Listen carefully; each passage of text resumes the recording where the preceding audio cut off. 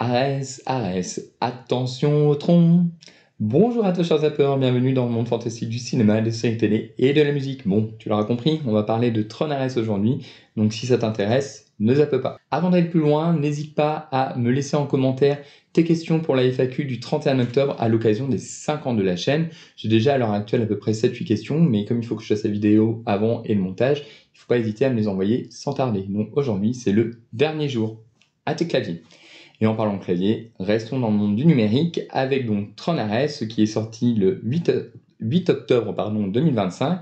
Voilà, c'est un film de science-fiction qui a été réalisé par Joachim Ronning, à qui on doit notamment Maléfique le pouvoir du mal, mais sinon rien de très notable dans sa filmographie. Après Maléfique le pouvoir du mal, j'avais trouvé ça plutôt sympa. Il faudrait que je le regarde. Le film a coûté 220 millions à produire et en termes de budget marketing, on serait à peu près aux alentours de 100 millions, donc un budget global de 320 millions approximatif. Et le souci, c'est que au box-office, il bide monstrueusement puisque il a dû attraper un virus, je sais pas ce qui s'est passé. Puisqu'il a atteint les 105 millions à l'heure où je te parle, dont 54 millions aux États-Unis. On sait que c'est là où les films rapportent plus de recettes pour les studios.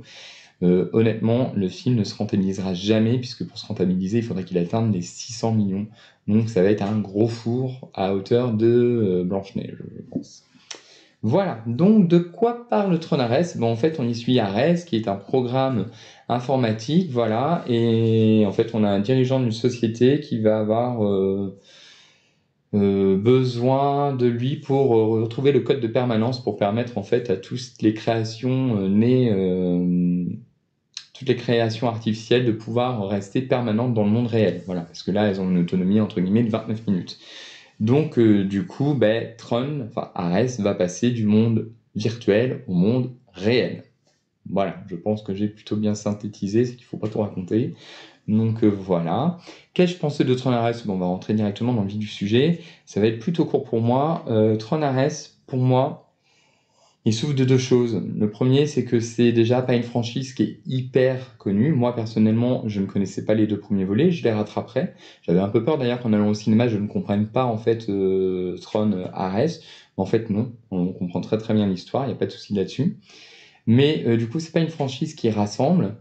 Et puis en plus, c'est une franchise dont le thème pourrait vite paraître complexe peut-être pour le public que ça vise. Voilà, parce que pour moi, on reste sur du Disney, hein, donc ça vise un public quand même jeune, je pense.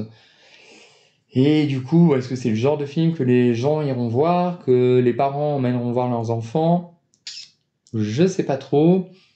Donc voilà, parce que au final, le film n'a pas forcément de mauvais retours, hein. On reste sur un film basique, hein, et je crois qu'il a une moyenne de 12 sur 20 à peu près, si je synthétise à peu près tout. Donc on reste sur quelque chose de correct, mais c'est juste que cet aspect-là, à mon avis, est rédhibitoire. Et puis après, le bouche à oreille à côté est partagé. Moi, pour ma part, j'ai passé un moment agréable devant ce divertissement, mais ça reste du divertissement. Voilà, la photographie est belle, la musique et la bande son est top. Après, par contre, voilà, le jeu d'acteur, Jared Leto, il campe le même visage pendant quasiment tout le film. Et puis côté cast aussi, j'ajouterais, parce que je parle de Jared Leto, mais j'ajouterais aussi que Peter Evans, qu'on a vu dans Dahmer, American Horror Story, qui est un très grand acteur, là pour le coup, n'a pas grand chose à se mettre sous la dent. Et pareil, je me demande ce que vient faire Gillian Anderson, quand même de X-Files ou Faux ou Sex Education, dans ce bourbier. Voilà.